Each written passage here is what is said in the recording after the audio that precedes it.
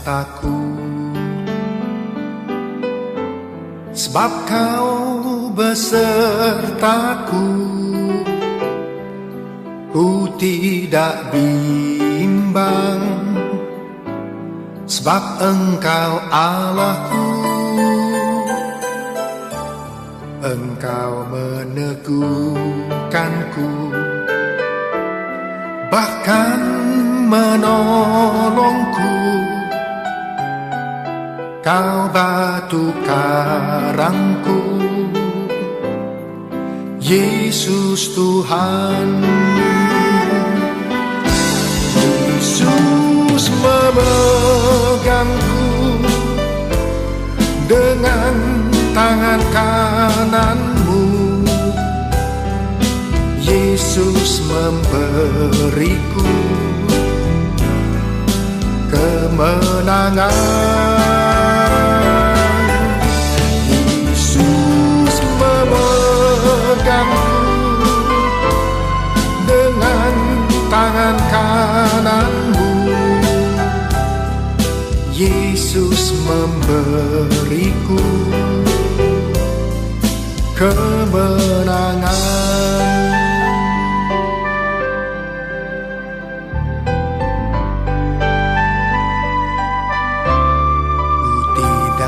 Takut,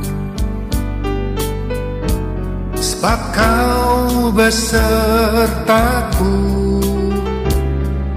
Ku tidak bimbang, sebab Engkau Allahku. Engkau meneguhkanku, bahkan menolongku. Kau batu karangku, Yesus Tuhan. Yesus memegangku dengan tangan kananmu. Yesus memberiku kemenangan.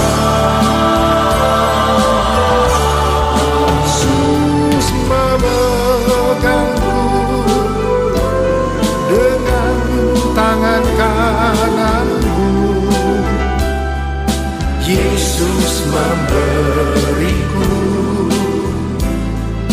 kemenangan. Yesus memegangku dengan tangan kananmu. Yesus memberiku kemenangan.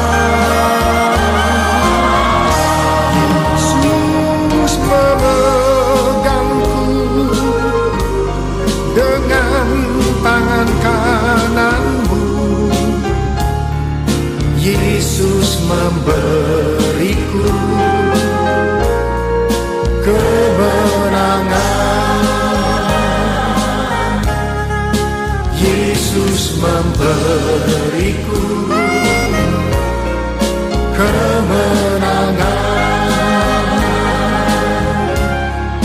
Yesus memberiku kemenangan.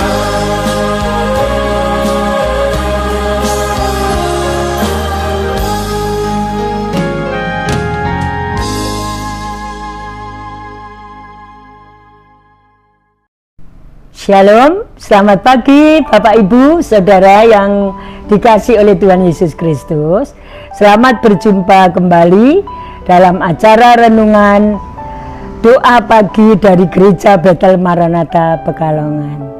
Bapak Ibu Saudara, saya berharap Bapak Ibu Saudara tetap bisa tersenyum, tetap bisa tertawa, masih ada sukacita dalam Tuhan Yesus Kristus, meskipun keadaannya masih pandemi seperti ini.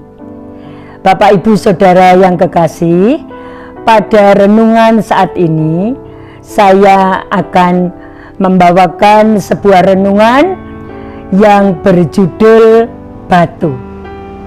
Bapak, Ibu, Saudara yang kekasih, ini adalah benda yang bernama batu, yang nanti akan kita hubungkan dengan ayat-ayat di dalam Alkitab. Bapak, Ibu, Saudara, apa yang terpikirkan pada waktu Bapak, Ibu, Saudara melihat benda seperti ini? Batu di tangan saya ini, saya percaya kita pasti akan mengatakan benda ini keras. Benda ini keras. Benda ini tidak mudah untuk dihancurkan. Benda ini sulit, berat untuk dipegang.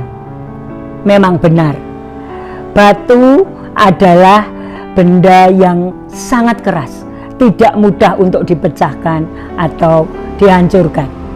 Nah, Bapak, Ibu, Saudara yang kekasih, dari kata batu, dari benda bernama batu, kita akan belajar dari ayat-ayat di Alkitab. Mari kita buka Alkitab kita dari 1 Korintus 10, dari 1 Korintus pasal 10 ayat 1 sampai dengan 4. Ayat 1 sampai dengan 4. Begini bunyi firman Tuhan. Israel sebagai suatu peringatan. Aku mau supaya kamu mengetahui, saudara-saudara, bahwa nenek moyang kita semua berada di bawah perlindungan awan dan bahwa mereka semua telah melintasi laut. Untuk menjadi pengikut Musa, mereka semua telah dibaptis dalam awan dan dalam laut. Mereka semua makan makanan rohani yang sama dan mereka semua minum minuman rohani yang sama, sebab mereka minum dari batu karang rohani yang mengikuti mereka, dan batu karang itu ialah Kristus. Bapak, Ibu, Saudara yang kekasih, yang pertama akan kita pelajari yaitu batu karang. Batu karang di sini yang dimaksud adalah Tuhan Yesus Kristus. Mengapa batu karang itu kita pelajari? Karena Tuhan Yesus Kristus itu diibaratkan dengan, digambarkan adalah sebuah batu karang, di mana Paulus mengatakan bahwa nenek moyang bangsa Israel itu pernah ditolong Tuhan melintasi laut, ya. Itu bagaikan mereka itu bagaikan pertolongannya seperti batu karang. Tuhan Yesus itu adalah batu karang yang bisa melindungi daratan dari gempuran ombak yang besar, dari hempasan ombak yang bisa mengikis daratan. Batu karang itu juga tempat hidup makhluk laut semuanya, baik tanaman atau hewan. Jelasnya batu karang itu tidak tergoyahkan. Memang ada batu karang yang bisa dikikis oleh ombak, tapi tidak begitu mudah. Ya, batu karang itu tidak terpengaruh oleh gempuran ombak, besarnya gelombang yang menerpanya. Demikian kita juga begitu, Bapak, Ibu, Saudara. Kita harus meniru Tuhan Yesus Kristus. Apapun keadaannya, pandemi ini yang menyulitkan hidup kita, keuangan kita, kesulitan kita, ketakutan-ketakutan kita, tidak menggoyahkan iman kita kepada Tuhan. Kita masih bisa tersenyum, bisa sukacita, karena sukacita kita itu dari surga, tidak tergantung oleh keadaan atau situasi. Batu karang yang di laut ya, itu membentengi kita dari gempuran-gempuran kesulitan, kesukaran, kesesakan, tekanan-tekanan yang begitu besar. Kalau memang itu diizinkan oleh Tuhan, ya terjadi pada masa sekarang, pada keluarga kita, pada pekerjaan kita, pada apapun, ya kesehatan kita, jangan takut Bapak Ibu Saudara. Batu karang itu yang membentengi kita dari semuanya. Yang kedua, Bapak Ibu, kita akan belajar dari batu yang lain. Mari kita buka Alkitab kita dari Efesus 2 ayat 19 sampai 22. Efesus 2 ayat 19 sampai dengan 22. Demikian firman Tuhan. Demikianlah kamu bukan lagi orang asing dan pendatang, melainkan kawan sewarga dari orang-orang kudus dan anggota keluarga Allah yang dibangun di atas dasar para rasul dan para nabi, dengan Kristus Yesus sebagai batu penjuru. Ayat 21, di dalam Dia tumbuh seluruh bangunan, rapi tersusun menjadi bait Allah yang kudus di dalam Tuhan. Di dalam Dia kamu juga turut dibangunkan menjadi tempat kediaman Allah di dalam Roh. Bapak Ibu yang terkasih, saudara-saudara yang terkasih, berbahagialah kita.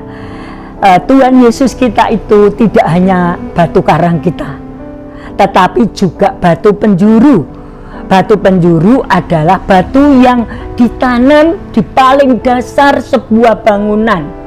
Batu itu sebagai pedoman, sebagai tolok ukur untuk batu-batu berikutnya di atasnya yang dibangun bersama untuk sebuah gedung.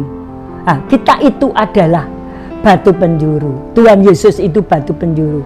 Kita harus seperti Tuhan Yesus, menjadi contoh, menjadi teladan, menjadi tolok ukur, pedoman bagi sesama, bagi lingkungan, bagi pekerjaan, bagi rumah tangga kita. Apapun yang kita lakukan, itu hendaknya kita berpedoman pada batu penjuru itu, yaitu Yesus Kristus sendiri yang sudah ditanam, yang mau berkorban sebagai dasar dari kerohanian kita. Bapak Ibu, untuk situasi yang sulit seperti ini, sekali lagi Bapak Ibu kita tetap jadi contoh bagi lingkungan kita, bagi siapapun terutama yang belum mengenal Tuhan, bahwa hidup kekristenan, hidup dalam Tuhan Yesus itu indah sekali.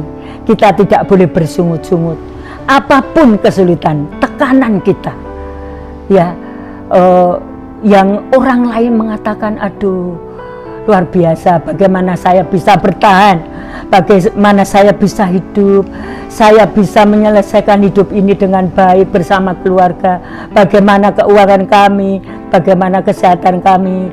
Ya, pandemi tidak surut tapi menjadi-jadi. Ya, tenanglah Bapak Ibu Saudara sekalian. Tuhan Yesus itu sebagai batu penjuru kita, sebagai teladan kita, sebagai contoh pedoman untuk siapapun. Kita tetap maju, kita tetap bersyukur, karena dalam Tuhan Yesus itu sukacita tetap ada, tidak goyah. Sekali lagi, tidak goyah. Bangunan di atasnya, batu-batu di atasnya akan tersusun rapi. Percayalah, kalau kita jadi batu penjuru, ya semua yang ada di lingkungan kita nanti menjadi rapi, menjadi teladan, menjadi tenang, tetap sukacita, tetap damai sejahtera, tetap mengandalkan Tuhan, karena Tuhan menjadi batu penjuru kita. Yang ketiga, Bapak Ibu Saudara, mari kita buka ayat dari Matius 7 ayat 24 dan 25. Matius pasal 7 ayat 24 dan 25. Dua macam dasar. Setiap orang yang mendengar perkataanku ini dan melakukannya, ia sama dengan orang yang bijaksana. Orang yang bijaksana yang mendirikan rumahnya di atas batu. Kemudian turunlah hujan dan datanglah banjir.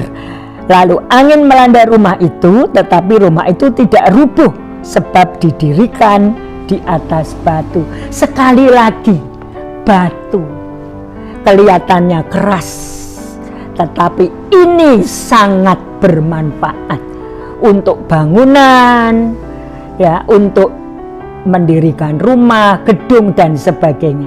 Bapak Ibu bisa mencontoh, ya, mencontoh dari Alkitab ini bagaimana kuatnya batu ini bisa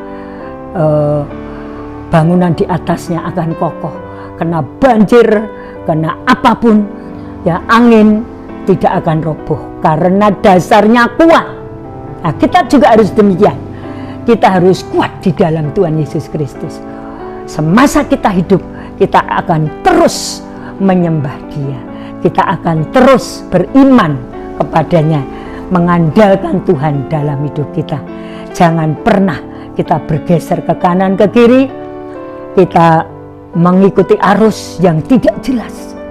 Tetap bertahan, Bapak Ibu Saudara, ya, karena bangunan iman yang didasarkan pada Kristus itu akan kuat selama-lamanya. Jangan goyah. Tuhan Yesus adalah batu karang yang teguh. Tuhan Yesus adalah batu penjuru. Tuhan Yesus adalah dasar iman kekristenan kita. Demikianlah Bapak Ibu Saudara, semoga renungan ini bisa menguatkan kita, anak-anak Tuhan, di tengah apapun situasi. Kasih Tuhan Yesus Kristus, damai sejahtera sukacitanya tidak terpengaruh, tidak bisa mempengaruhi kita. Kita dibentengi dengan kuasa darah Yesus, yang percaya, yang beriman kepadanya. Ya, oleh karena itu baiklah kita menjalankan perintah Tuhan, dan orang-orang di sekitar kita dimanapun kita berada akan melihat, kita akan bersaksi bahwa Tuhan kita itu adalah batu penjuru, batu karang kita yang teguh. Mari kita berdoa. Tuhan, terima kasih Tuhan di surga, kalau Engkau telah menjadikan kami batu karang, batu penjuru Tuhan. Kami harus mengikut perintah-Mu, kami harus mencontoh, meneladani hidup-Mu ya Tuhan Yesus Kristus. Kami tidak goyah oleh apapun badai yang menerjang kami, COVID-19, sakit apapun, masalah keuangan, masalah kesehatan, masalah kesulitan-kesulitan hidup yang lain, keluarga kami, lingkungan kami Tuhan, pekerjaan kami, usaha kami, dagang kami Tuhan, tidak akan tergoyahkan oleh kasih setia-Mu yang bagaikan batu karang dan bagaikan batu penjuru. Kami akan mendirikan Tuhan rumah kami, pekerjaan kami, usaha kami berdasarkan Tuhan Yesus Kristus. Terima kasih Tuhan, berkati seluruh jemaat-Mu, berkati Bapak Ibu Gembala, hamba-hamba Tuhan, para misionaris, kota kami, bangsa negara kami, para pemimpin kami semuanya Tuhan. Terima kasih Bapak, terima kasih. Dalam nama Tuhan Yesus Kristus kami berdoa bersyukur. Haleluya, amin. Terima kasih, Tuhan Yesus memberkati.